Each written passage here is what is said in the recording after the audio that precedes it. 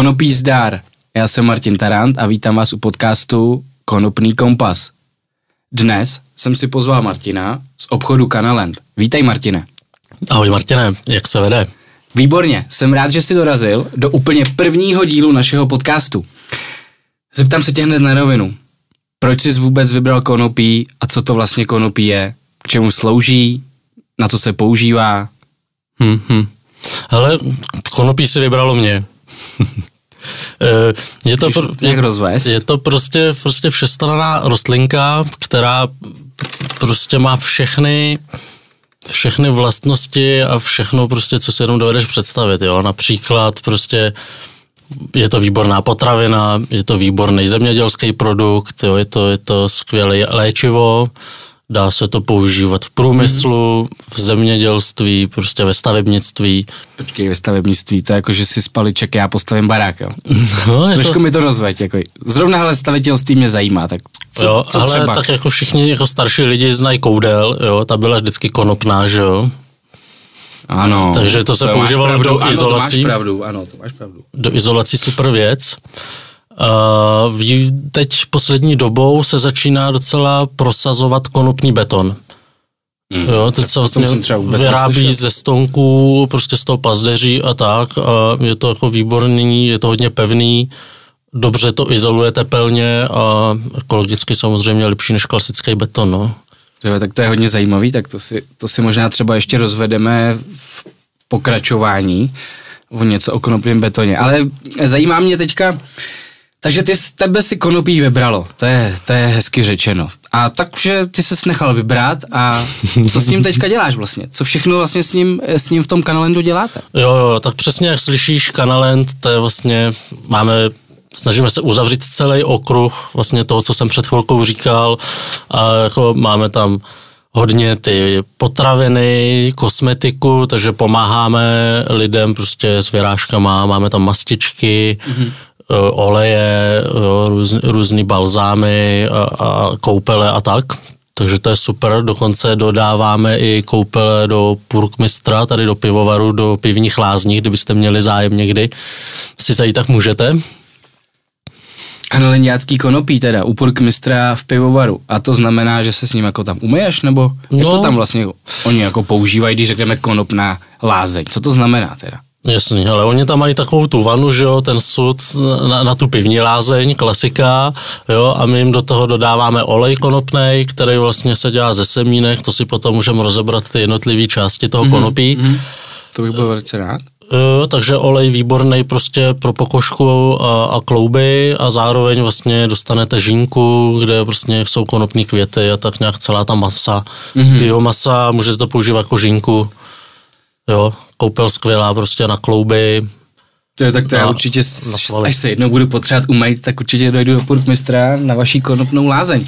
Tak to byla velice zajímavá informace. A ještě by mě teda zajímala ta věc, samozřejmě kolem konopí je spousta mýtů, spousta jako předsudků.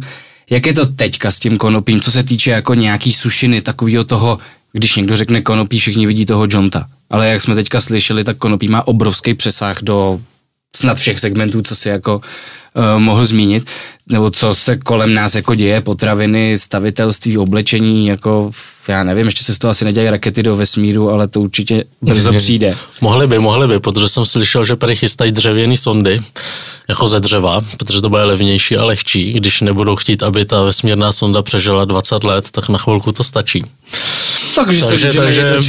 Takže budou i konopný sondy určitě. Tak na to se určitě těšíme. Jestli něco víte o konopných sondách, nebo byste nám něco mohli říct o tom, klidně pište do komentářů. Já bych se tě teďka teda zeptal, jaká je teda současná situace s tím konopím jako v Čechách, co znamená, dejme tomu nějaká legislativa, víme, že v poslední době se zakázali nějaké to HHC,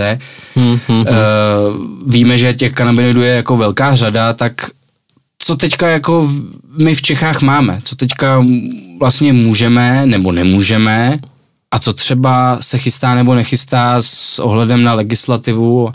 Vím, že pan Vobořil se hodně v tomhle pohybuje, takže ty určitě budeš mít jakožto profík ze světa konopí lepší informace.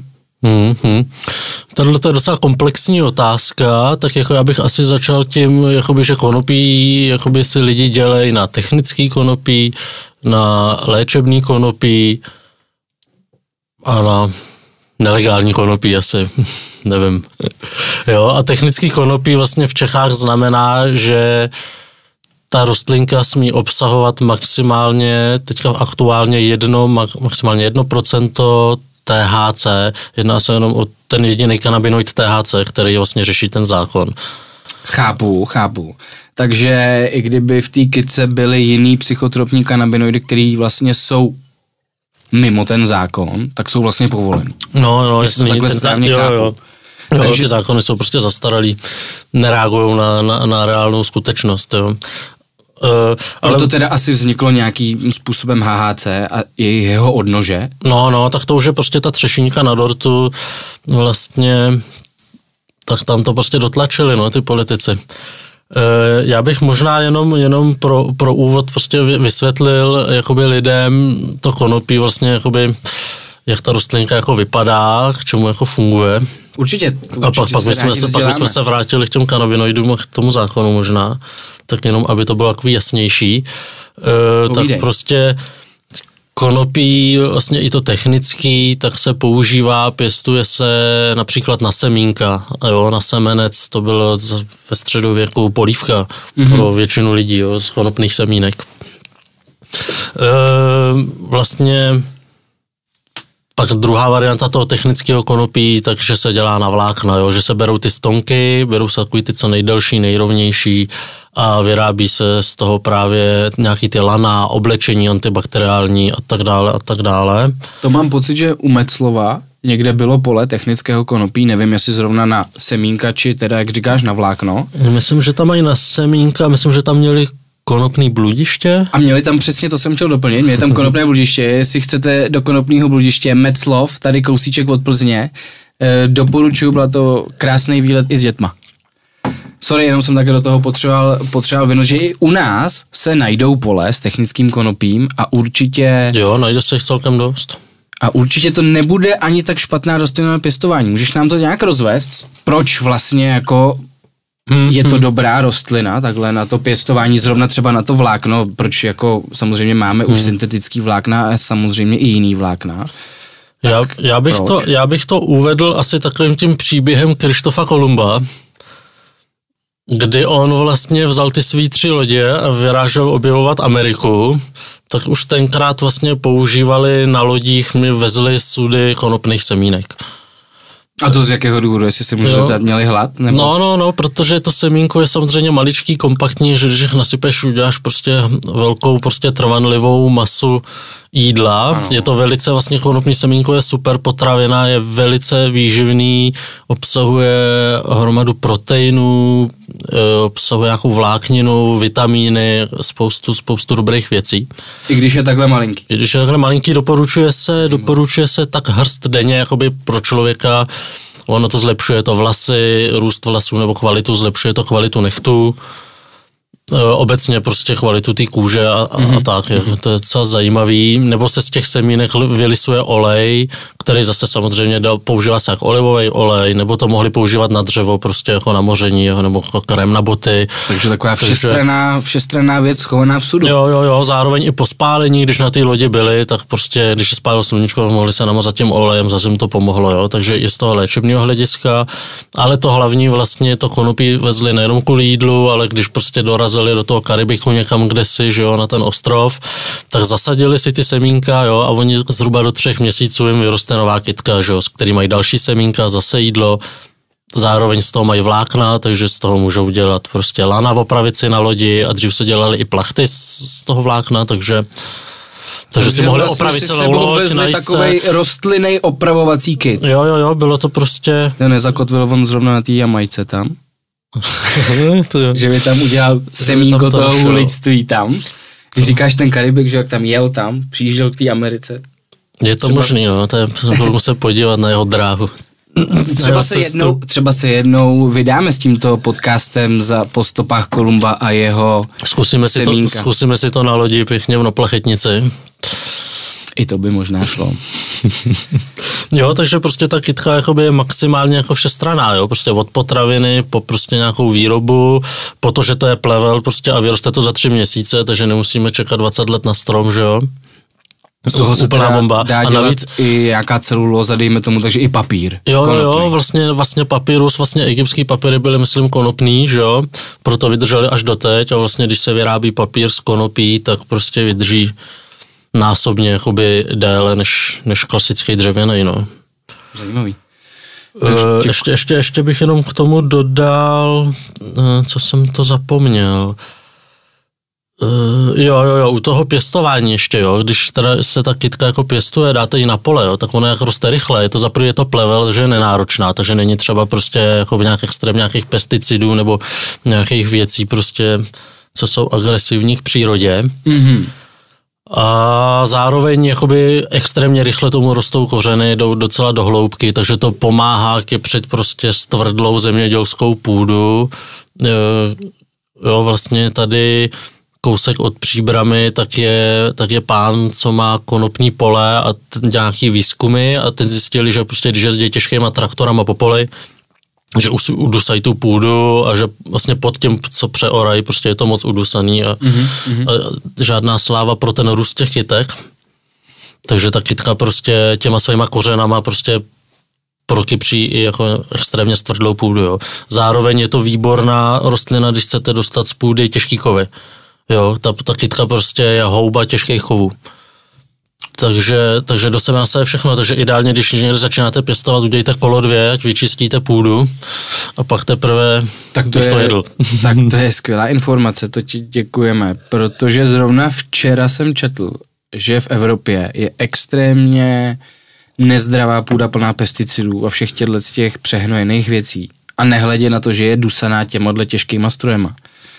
Tak co vy, zemědělci, pěstujete konopí, nebo radši dostáváte dotaci na řepku? Přejděte do komentářů, v jakém stavu je to a proč třeba vy konkrétně to konopí nepěstujete. Konopí znamená vlastně pro lidi a pro, dejme tomu, celou jako budoucnost, možná, jak jsi tady říkal, třeba za 20 let nebudeme moc nic jiného pěstovat, než to konopí právě, protože si tady udusáme a zničíme půdu rostlinama, které třeba jsou taky potřeba, ale pěstuje se jich o mnoho víc, než by mělo. A teď bych se teda chtěl vrátit k tomu, co je to ten Canalend, co tě jako teda přimělo si ho otevřít a co byl ten první impuls tady v Plzni? Jo, tak my jsme k tomu konopí měli jakoby blízko už vlastně z vejšky, že jo, možná už ze střední, kdy prostě už se začalo tady objevovat v České republice, už se to dostávalo prostě čím dál tím víc mezi prostě širší prostě společnost. A prostě na vejšce jako to bylo jako zajímavý téma. Člověk, když pak do toho zabřehl a zjistil, co to všechno umí, tak prostě jako nedokázal přestat hltat prostě jako jak to všechno funguje a tak, že? Takže nás to okouzlilo. A když jsme pak končili a měli jsme všechny jakoby tyhleto know-how, věděli jsme všechny ty věci okolo tady toho trhu, hlavně v Plzni, v Plzeňském kraji, tak jako byla škoda jakoby to nějak jakoby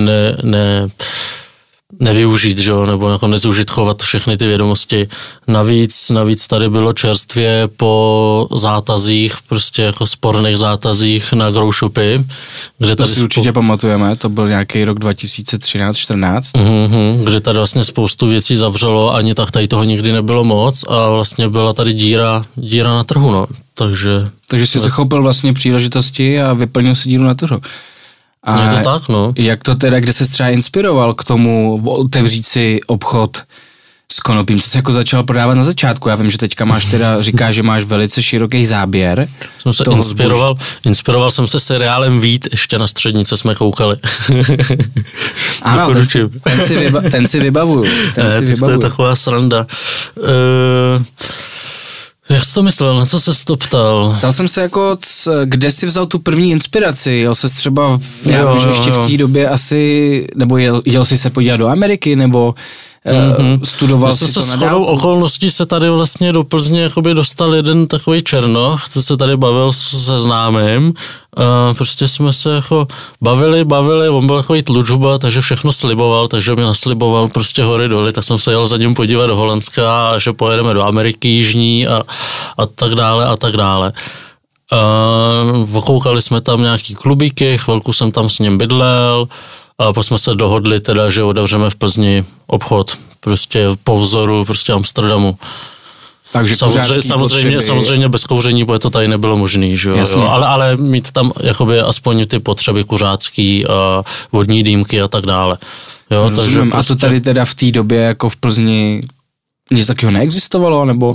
Tady byly prostě jenom trafiky a jedna taková trošku něco. Moc tady toho nebylo, no, bylo to opravdu prázdný. Takže to bylo vlastně pole nesorané, prázdné a ty jsi tam zasadil to své konopí. Výborně.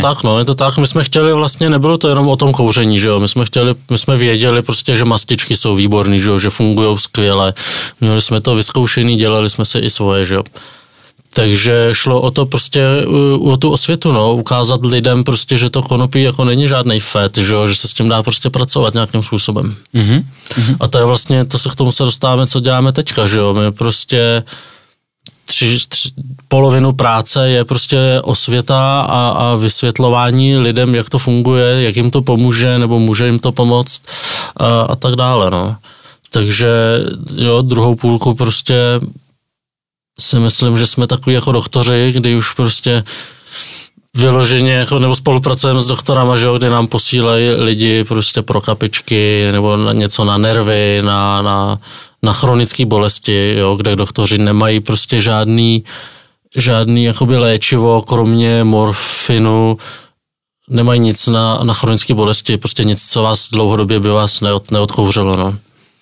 Chápu, to je velice teda zajímavý, takže my víme, že v Čechách teda se nechá už předepsat léčebné konopí od doktora.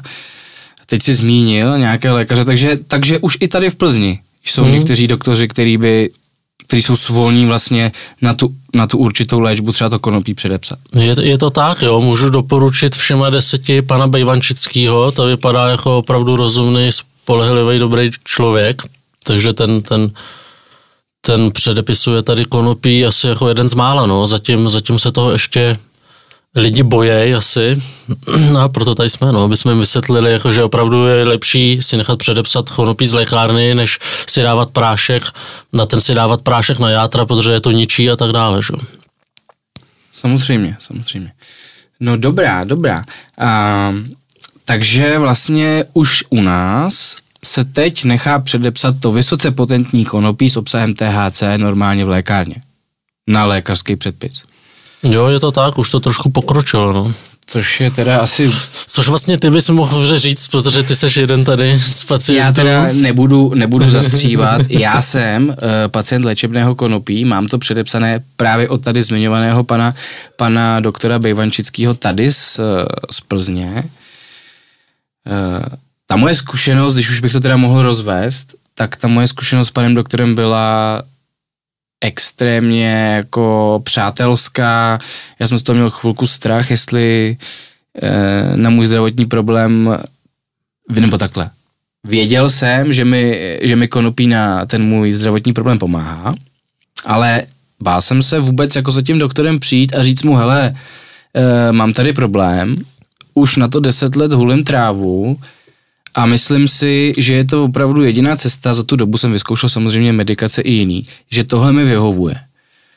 A toho moribundusu jsem se vlastně možná bál úplně zbytečně, protože pan Bejvančický říká, hele, není vůbec žádný problém, tady máš recept, tady se zaregistruješ jako konopný pacient a už jsem tam vedený nějakou dobu a musím říct, že jsem s tím jako spokojený, jo, nemusíte běhat po nádraží za nějakým pofidérním dílerem za pofidérní trávou, což je taky samozřejmě další věc, že to konopí, který teda se dá koupit nejen v Canalandu, ale v podobných vlastně obchodech je, že tam to vlastně projde aspoň nějakou kontrolou. Jo, nevypěstuje to Vietnamec někde pod panelákem prostě ve stoce, jo. Takže, což je jedna věc, že už jako ta kvalita a ta kontrola je tam lepší.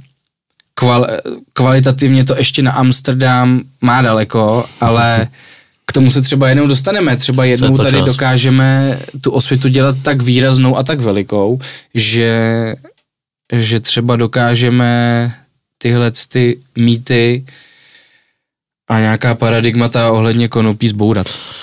Je to tak, no, budeme ještě muset několik dílů tady udělat, než se situace zlepší. No doufáme, že se to aspoň zlepší směrem například jako v Německu. My velice takhle tleskáme Německu, protože, jak už možná víte, nebo jste slyšeli, tak od 1.4. je legální u sebe přenášet, doma si pěstovat a zakládat konopné kluby v Německu. Víš o tom něco víc? Jaký jsou třeba ty množství toho přenášení a proč vlastně, já jsem o tom třeba vůbec neslyšel, že se v Německu něco takového připravuje a najednou to tady je. U nás se o tom mluví 5 let a pořád to tu není, takže jestli o tom víš něco víc, tak se dostaneme. Doplnit. Dostaneme se teda k té legislativě, no, pomalu se tam dostáváme. Jako v tom Německu, tak to je boží zázrak, jo. To nejde asi říct jinak, to prostě je neuvěřitelný. Každopádně moc to Němcům přejem a těšíme se, že se to z Německa přelije do dalších států Evropy, no. Pravdou je, že jsme s těma Němcema jako naše vláda úzce spolupracovala a měli jsme být tak zhruba na stejno. Konzultovali mezi sebou prostě to nastavení těch zákonů, aby to nebyl žádný problém. Ani v tom Německu to teda nešlo úplně tak jednoduše, taky to mělo být už myslím od ledna původně a měli hlavně řešit i prodej. K tomu se ale nedostali, no, právě kvůli okolním státům, nechtějí jim házet vidle do jejich prostě politik. Ale povedlo se jim to, můžou mít Němci u sebe, myslím, 25 gramů normálně vysoce potentního THC konopí. Nebudu používat to slovo marihuana, protože se mi hnusí. Stejně tak, jako se nesmí používat slovo negr, tak se nesmí používat slovo marihuana. Podle mě. Když tak to vystřihněte, no. Když by měl YouTube problém. Každopádně můžou u sebe nosit prostě konopí Němci, můžou si pěstovat samopěstování až 3 rostlinky konopí, aniž by je někdo někde popotahoval, jo, aniž by museli mít stresy a infarkty z toho nějaký doma. Takže super pro obyčejný lidi a pro ty, co si nechtějí pěstovat nebo nemůžou, jsou třeba v paneláku, nechtějí to řešit nebo jsou úplně nějak nemohoucí, tak budou konopní kluby. A tam ty limity, se to bude asi ještě vyvíjet, je to pár tisíc lidí může být v tom klubu. Co to teda znamená být jaksi členem klubu? Jo. Co to bude mít jako pro mě jako benefit, kdybych byl teda Němec a nechtěl to doma pěstovat, tak ten klub mě jako nabídne. Jako základní věc toho klubu je to, že prostě člověk platí členský příspěvky nějakému tomu pěstiteli, prostě někdo, kdo to umí pěstovat dobře, kvalitnějc, že jo, než ten nějaký jiný člověk prostě z paneláku. Ne všichni jsme zahradníci, takže prostě se srazí skupina lidí, domluví se, že si každý vypěstujou jakoby jednu, na každého třeba jednu rostlinku nebo až 3. Prostě platí si halu, elektřinu, jo, nějaký základní věci, taková jakoby neziskovka. A všichni jsou happy, no. Prostě jde o to dostat to konopí co nejširšímu počtu lidí. O to tady jde, jo. Není to prostě šíření toxikománie, je to prostě řešení prostě určitých jakoby lidských nemocí a problémů, jo. A to i bude pak jako mít vliv třeba na nějaký potláčení černého trhu, že jo? Že ty lidi prostě si nebudou už muset běhat někde k dealerům, ale budou si to se svýma kamarádama z vesnice pěstovat někde v hale. Přesně, no, a to je ta velká otázka, jako proč legalizace, jako, no, tak protože samozřejmě prohibice nefunguje, že jo, to známe všichni z Ameriky, dokonce to známe i tady odsud a z celého světa, že jo, protože od 60. let minulého století je ten zákon prohibiční proti konopí. Všichni moc dobře ví, jak moc nefunguje. Lidi kouří, užívá konopí čím dál tím víc, bez ohledu na to, že státy tomu vyhlásily válku. v OSN a stojí je to ročně čím dál tím víc peněz prostě popotahovat kde jakýho prostě bylinkáře. Takže jedna věc je to, že prohibice nefunguje a stojí peníze prostě. A ty prachy, pozor, tohleto teda mám informace, zdroj je pan Vobořil, což je prostě člověk, kterému bychom se měli klanit, jakoby doporučujeme si o něm zjistit něco, poslechnout si ho jako člověk na svém místě. Člověk na svém místě prostě, jako není lepšího člověka na své pozici tady v Čechách, než jak je on, podle mě. Určitě ve vládní struktuře. Jde o to, že prostě vypadá to tak, že ten černý trh ovládají státy. Ovládá ho Severní Korea, ovládá ho Afghánistán, ovládá ho Rusko. A prostě ty černý prachy z toho černého trhu, nejenom, že to je černý trh a nejdou ty daně tomu státu, jo, ale dokonce ty prachy financují terorismus a prostě mezinárodní humus. Jo, takže to je jedna věc. Takže když bude legalizace, nastavíme pravidla, můžeme to hlídat, přesně jak to říkají, specializované obchody, kde je prostě obsluha, kterou můžou zkontrolovat prostě kontroly všechny, může se nastavit prostě maximální procento síly, jo, kombinace a tak dále a tak dále. Jedině nastavení pravidel rovná se prostě legalizace, rovná se prostě klid na duši. Hodně lidí na celém světě. No tak můžeme to určitě vidět i v Americe, že jo, kdy tam jako ubyl prostě, já nevím, snad o čtvrtinu to bylo, jestli o 24 nebo o 25%, v těch státech, která bych to uvedl úplně na pravou míru, v těch státech, kde se legalizovala marihuana od roku 2010, to bylo v Denveru asi první rok, že jo, v Denveru 2010. Myslím, že ano. Tak snad až o čtvrtinu klesly psychické problémy nebo návštěvnost lidí u psychiatrů a psychologů, protože si radši chodili vlastně do té lékárny pro to konopí, protože zjistili, že to konopí je opravdu léčí. Takže vlastně tam už jsou hodně rozjetý, že jo? A tam vlastně, takže by to mohlo fungovat jako v Americe, že si prostě přijdeme do specializovaného obchodu, tam je člověk, který té trávě rozumí a dokáže mi poradit. Je to tak, no. Je to tak. Teď mi vypadlo, jsem chtěl říct nějakou zajímavost, ale tak se snad k ní později vrátíme. To je velice zajímavý, že... Jo, já se už vím, pardon, že ti skáču do řeči. Chtěl jsem říct, že nejenom to, ale že vlastně ubyly místa ve věznicích, že jo? Všude furt říká, jsou přeplněný věznice, jak v Čechách, tak v Americe, i když tam je to biznis. Tak prostě jakoby nebudou zavírat člověka za to, že má gram prostě v kapse jako na Slovensku, že jo, nebo v Německu na vězení na 5 let na tvrdo, nebo nějaký takovýhle věci, jo. Zase vraťme se teda do Čech, jo, ani tady prostě, my jsme tady jako hodně daleko, jo, dostali jsme se k tomu 1%, vlastně loni 1% THC do obsahu do technické odrůdy, předtím to bylo 0,3, takže ty zemědělci jako měli problém vůbec se do toho dostat. To znamená, že vždycky jako ta rostlina to přesáhla těch 0,3, takže to vlastně byl úplný nesmysl, jako zákonně udělaný, že... Jo, tak oni měli jako vyšlechtěný nějaký, jako že to bylo na té hraně, jako no. Ale bylo to zbytečný po potahování kvůli jakoby stopovýmu množství. Jo. Jasně. Kdyby dali rovnou 1%, je možný, že by se pěstovalo procentuálně. Jo, už to procento jakoby je zázrak úplnej, protože nám to pomůže dělat prostě konopný čaje, jo, nebo nálevy, nebo otázka jakoby legalita týhle věci, ale konopný čaje se prodávají, někomu to evidentně nevadí.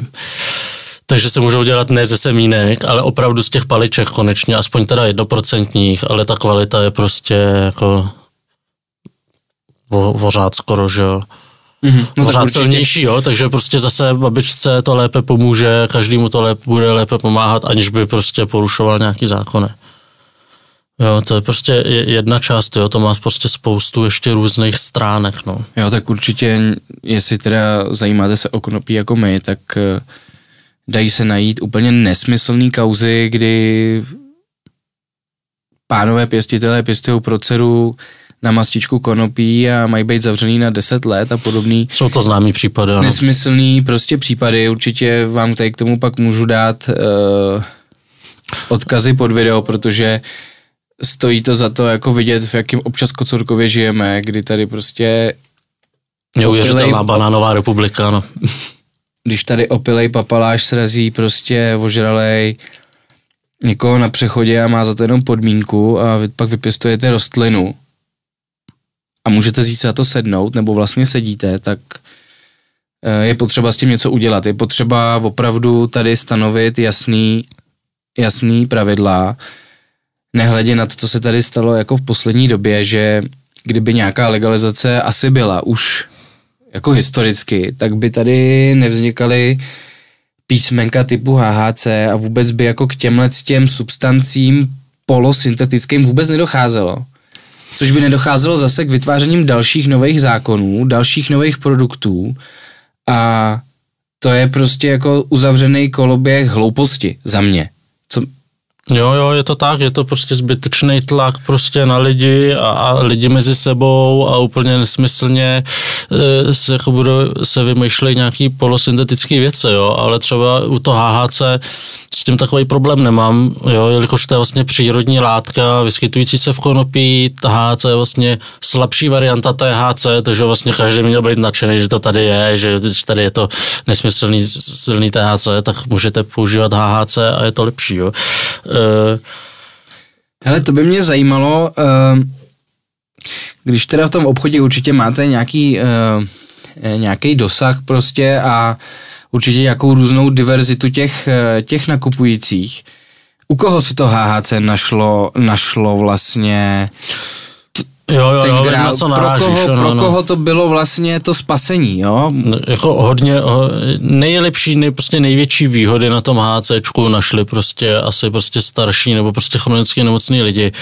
Jo, hodně důchodci, co mají problém prostě s nespavostí, tak si dali bombonek a byli úplně nadšený prostě, že prostě po 5 letech se zase jakoby dobře vyspal, jako to je až neuvěřitelný a proto se možná ty kytky tak boje, jo, protože ona tak neuvěřitelně hodně dokáže pomoct, že to fakt se tomu nechce věřit, že je tak dobrá, no. Je to prostě dobrá věc a je třeba ji teda využít, že jo, když už tady je, jo. Jasně, a hlavně to těm lidem říct, že to dokáže opravdu pomoct i ve formě, dejme tomu třeba, si říkáš HHC, dal si gumítka a děda dobře spinkal. Ale je to i na ty chronické bolesti, že jo, toho člověka bolí prostě klouby nebo něco, nebo i děti můžou mít, že jo, nějaký tadyhle ty vzácné nemoci a ty taky prostě nebudou kouřit, že jo, proč by to měl někdo kouřit, když může snít gumídek. Když může snít prostě něco úplně v pohodě, jo, a když teda vadí jako gumídek, když nechápu proč, prostě to tady lidem prostě nelze vysvětlit, že prostě ho nebudeš přece nechávat před 3letým dítětem na zemi prostě jako vole jiný prášky, že jo, aby ho někdo snědl, kdo nemá, nebo když to uděláš, tak seš prostě nesvéprávnej. Třeba vezmeme si příklad z té Kanady, jo. Kanada je výborný příklad, co se týče legislativy konopí, ty jsou už hodně daleko a u nich řeší problém, že jakoby ten černý trh ještě neodstranili jako úplně, že jim zbývá hodně v těch potravinách, v těch gumítcích a sušenkách a kukískách a tak, jo. Tam jde o to, že v Kanadě mají dovoleno maximálně 10 mg, dejme tomu toho THC, na ten jeden bombónek, jo. Ale to je prostě, jakoby známe lidi, to je prostě lidem slabý, oni by chtěli prostě o kousek víc a tím pádem prostě jdou na ten černý trh, jo. Takže jakoby v Kanada ukazuje to, že prostě můžou být prostě legální prodávat se bombonky, než by to zabíjelo děti, jo, rádoby.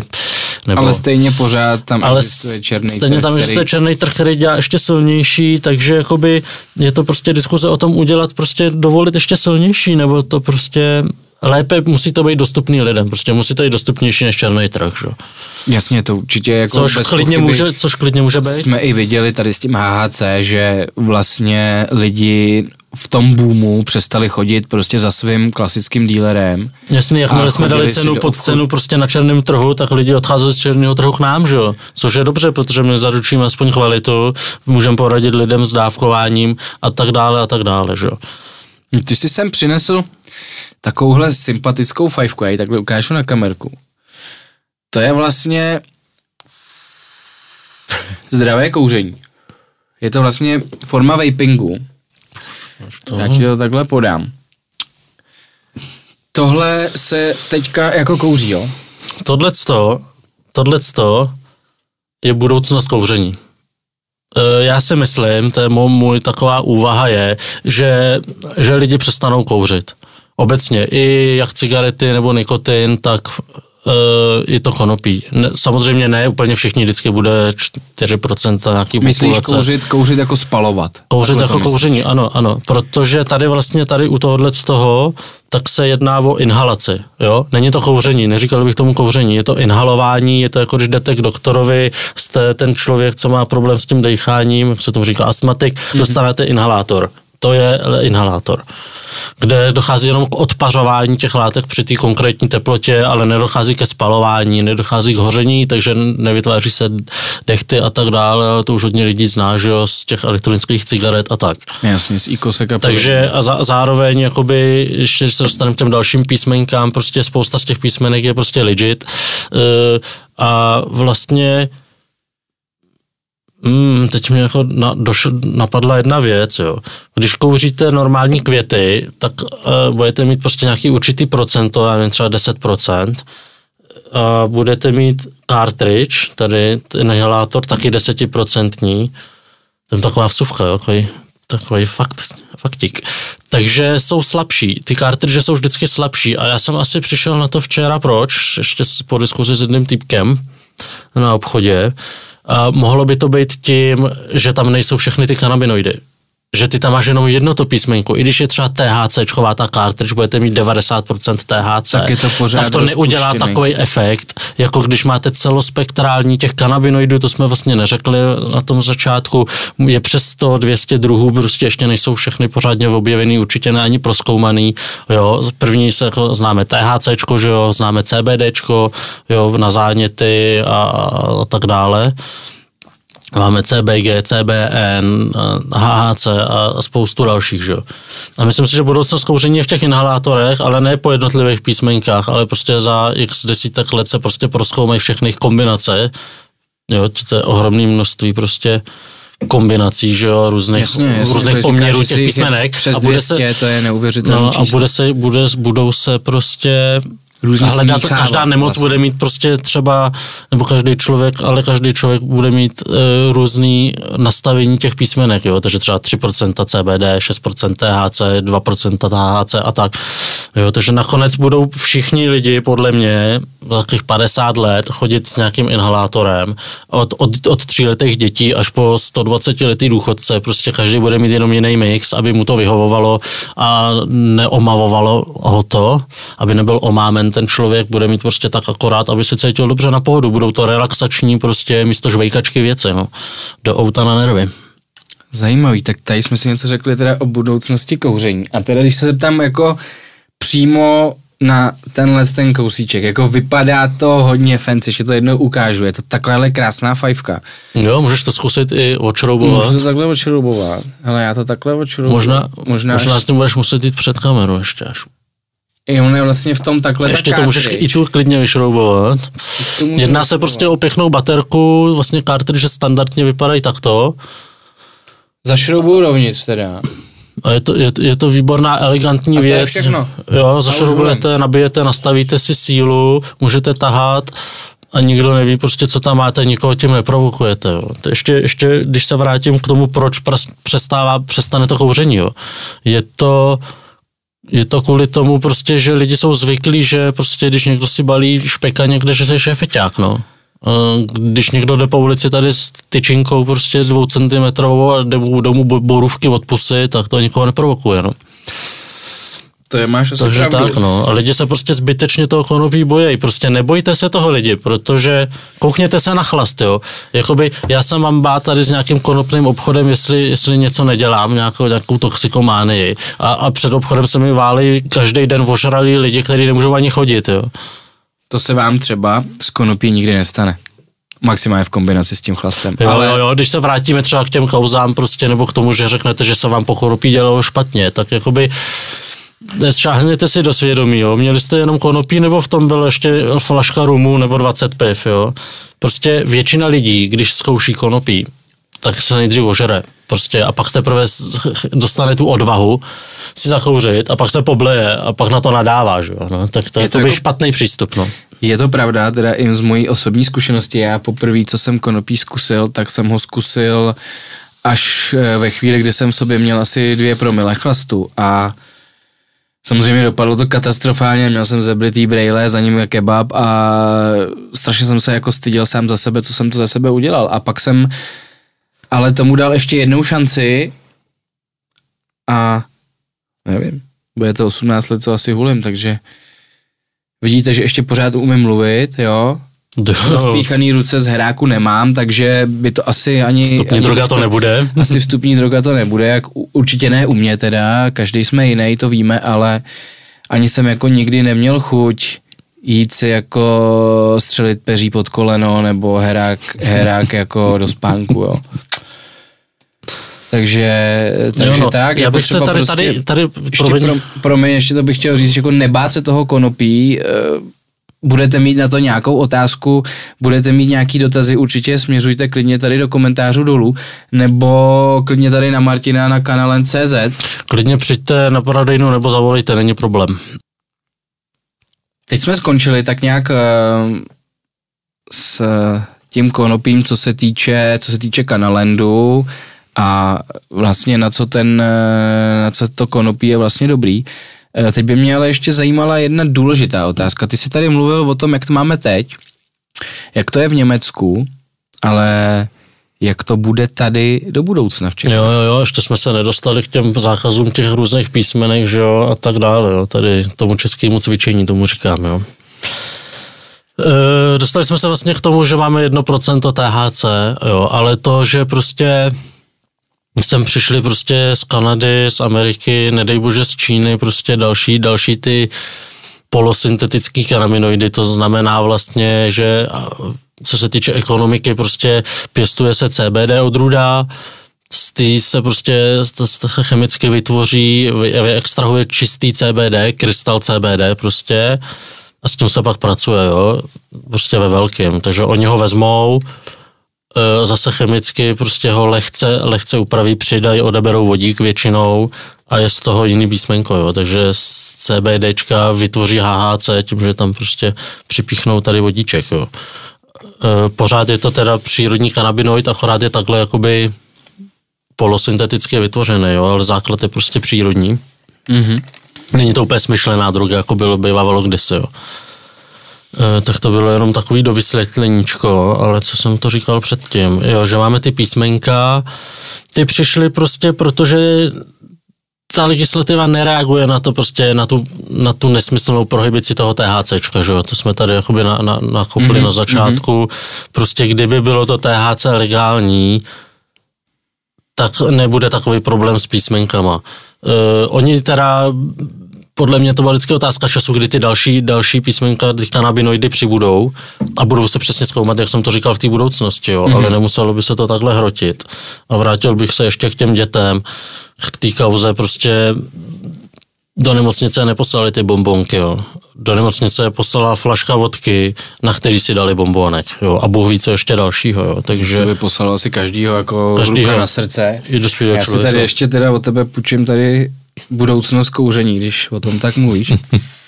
Je to moc dobrý. Musím říct, že vůbec mě z toho jako nepálí v krku. Chutná to skvěle. Můžu se ptát, co je v tom jako za příchuť.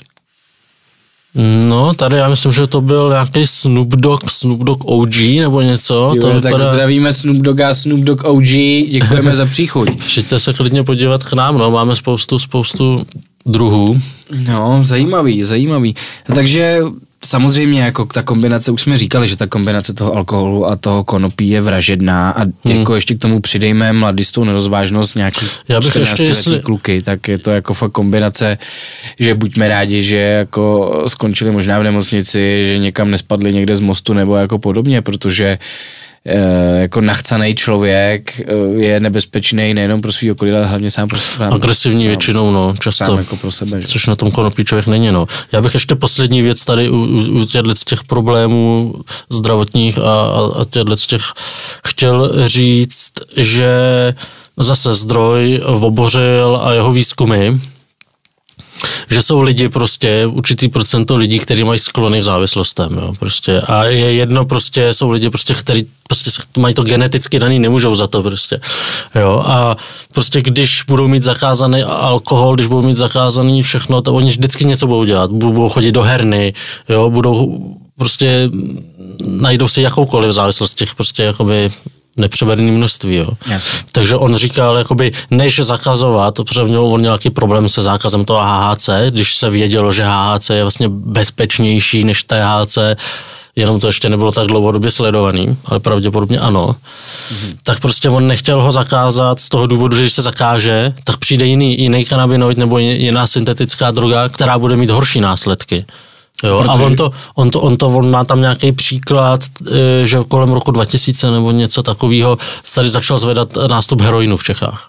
A že pak jim povolili nějaký prášky, který mají jakoby složku heroinu, ale věděli, že se tím nelze předávkovat prostě. A najednou prostě několik smrtí prostě ročně heroinem prostě to kleslo skoro na nulu, jo. Takže jakoby prostě některý lidi prostě budou závislí a potřebují nějakou prostě takovouhle pomoc. Prostě proto je lepší mít tady teda nějakou legální látku dostupnou a málo nebezpečnou, že jo, co nejméně. Jasně, jako nehledě, promiň, že takhle do toho skáču, ale nehledě na to, že jako už historicky výrobci alkoholu, drog byli vždycky napřed a vždycky měli připravený něco, čím jako vytlučou jako ten clean, který byl předtím, že jo. Vys jako, dobře zakážeme HHC a my den potom máme jiný písmenko. Jo, což to, co ty lidi se jenom, ty výrobci vlastně se můžou jenom smát, že jako ovlivňujou celodění i jako ve celých státech, jenom díky tomu, že vytváří jako látku za látkou, která by tady jako vlastně ve finále vůbec nemusela být. Jo. Já bych tomu ještě dodal, tady se asi trošku rozvášníme holt, no. Jakoby za ty děti, jo, v nemocnici a za všechny ty problémy, za to nemůžou prodejci, jo, za to může vláda. Za to může vláda, která nestihla připravit regulační zákon, jo. Když prostě vláda řekne, ne, my to nebudeme kontrolovat, no tak prostě je tady divoký západ, ta prostě látka je legální, jo, dokávat prostě se nestane nelegální, ale což nedává žádný smysl, jak jsme si řekli předtím. Takže teď jsem se do toho zamotal, co jsem to říkal. Říkal jsi, že se rozvášníš, protože je to vlastně, není jo, to... že to za to může ta vláda, no. No jako... Chtěli připravit jako, prostě ty regulační rámce, no. Když si představíme, že člověk prostě nakoupí pneumatiky a prodá pneumatiky a někdo se na nich zabije, tak jako za to nemůže přece ten prodejce, že jo? To může ten, kdo si je obul a kdo pak řídil jako dobytek, nebo nedej bože, třeba se něco stalo, ale nebo nastavil tu normu špatnou, že ta pneumatika bouchá, nebo jako je tam polovina materiálu použito, takže když jako vlastně, jak říkáš, když něco není zakázaný, tak je to vlastně povolený. Jo, ještě pořád tady platí presumpce neviny, jo, ještě pořád je tady trošku jako ty svobody prostě a není prostě automaticky všechno zakázaný a jenom dovolený to, co je dovolený. Tak to prostě ve světě není. Nechtěli bychom, aby to tady takhle bylo. Jo. Už takhle je to tady přeregulovaný až dost. Tak, což je výjimka toho konopí, teda, kde nějaká regulace by měla být, protože tam je prohibice, to je ještě horší. Jasně. Takže to by bylo tak nějak jako, co se teda teďka u nás děje a tak jako vidím, že asi seš možná spíš trošku pesimista ohledně té legislativy a ohledně toho, jak jakoby máme ten výhled, ale co ty si jako myslíš, jako ty jako persona, budeme tady mít jednou legální konopí? Já si spíš myslím, že jsem pořád jako optimista, jo. Já pořád tomu věřím a myslím si, že to bude brzo, protože oni sice teď to nestihli, ten zákon, přišel to tady nějaký zákaz, prostě dočasný, nesmyslný zákaz na půl roku, jo, nic neříkající cvičení, prostě jenom pro oko zavření hubě lidí prostě, ale v skutečnosti to nic neudělalo, jenom prostě jsme si zacvičili, jo, jak rychle dokážeme co prodat a vyměnit, to je tak všecko. Ale věřím tomu, že oni ten zákon dotáhnou. Pořád tady pana Vobořila, našeho národního protidrogového koordinátora, prostě musím vyzdvihovat. Já mu věřím, že to dotáhne, jako když ne on, tak už asi nikdo. Takže držíme mu palce, ale myslím si, držíme palce, pane Vobořil. Že prostě do konce roku možná, že budou frajeři a trošku se ve vládě jako hecnou, tak to bude ještě před koncem roku, že připraví ten zákon o psychomodulačních látkách, což není jakoby vyloženě konopí, ale jsou to všechny látky, které nejsou potravina, ale nejsou ani jed. Jo, nějaká vysoce nebezpečná látka, takže to bude speciální odnož, prostě, kde se ty látky budou zkoumat a pak se tam zařazovat do toho seznamu a přesně vlastně nastavujou ten rámec, kdy bude prostě kamenná prodejna se specializovaným prodejcem, prostě specializovaná kamenná prodejna, která si zaplatí za licenci, jo, něco jako je na alkohol, nakoupí se kolky. E-shopy vlastně budou moct být napojeny jenom na tyhle ty prodejny, aby se dali jednoduše kontrolovat. Takže to dává podle mě trošku smysl, jo? Nebude to prostě u každého Vietnamce, v každý večerce, na každém rohu, prostě kde se to absolutně nedá hlídat, že jo? Jasně, nehledě na to, že... A my dokážeme poradit lidem ještě s dávkováním a tak dále, ne? Ano, přesně tak, nejenom, že vy prodáváte věc, ale dáváte k tomu vlastně i to know-how, i nějaký vzdělání a je to jako vlastně služba. Jasný, poradenství a hlavně i si vyslechneme toho člověka, co má za problémy, že jo, nejsme jako prostě, nedáváme jenom zázračnou pilulku, jak by si někdo mohl myslet lidem do pusy, ne, my prostě se jich zeptáme, co mají za problémy a snažíme se zjistit tu příčinu, že jo, neřešíme jenom následek, jenom bolest, ale řešíme, proč ta bolest vznikla, tak jak by to měli dělat všichni lékaři, ne? Super, děkuju. Já bych tady to dneska uzavřel. Jo, vypadá to, že budeme muset dát ještě víc dílů, potom klidně pište do komentářů, na který konkrétnosti bychom se mohli zaměřit více do detailu, protože jako tohleto téma je snad nevyčerpatelné. Martin má úplně jasnou pravdu. Napište, co byste víc chtěli vědět, co vás zajímá, proč právě vy třeba používáte konopí a jakým způsobem ho používáte. Zajímaly by nás určitě i nějaký příběhy prostě lidí, kterým to pomohlo s nějakou konkrétní nemocí, prostě čím větší osvěta, tím lepší, je to pořád stejný, jo, prostě musíme dávat o sobě vědět, no. A hlavně ukazovat lidem, že to pomáhá, jo, když to může pomoct někomu, může to pomoct někomu jinému, že jo. Já tady se přihlásím, že mě to pomáhá a rád o tom budu referovat nadále. Ještě bych chtěl informovat teda, že doplňující otázky tady na Martina budou na Hero. Odkaz dostanete dole v popisku. Hero.co/Kanalent. Ano, přesně tam. Já bych ti teda ještě jednou hrozně moc rád poděkoval. Děkuju, že jsi tady byl v prvním díle se mnou, že jsem to tady nemusel odklábosit sám, že jsi nám tady řekl... No já mám radost, já mám tu obrovskou radost, že pokusíme se to tady prostě dát trošku zase posunout někam dál, no. Jak tady v Plzni, v Plzeňském kraji, tak v celé České republice, možná i v Evropě, jo. No. Takže tak, ještě bych jenom dodal prostě, že pokud byste měli nějaký dotazy nebo nějaký problémy nebo něco k konzultaci, můžete zavolat na našich stránkách kanalent.cz nebo můžete přijít k nám na obchod, prostě máme od 9 do 6 přes týden, máme vlastně i víkendy otevřený, takže 7 dní v týdnu. Koukněte na stránky, napište na Facebooku, na Instagramu, kdekoliv uznáte za vhodné. Koukněte, můžete tam koupit i takovouhle parádní fajfku a tyjo, jaký děda by to neocenil. Tak jo, já ti ještě jednou moc děkuju, měj se krásně a u dalšího dílu Konopného kompasu na viděnou. Konopí zdar. Konopí zdar.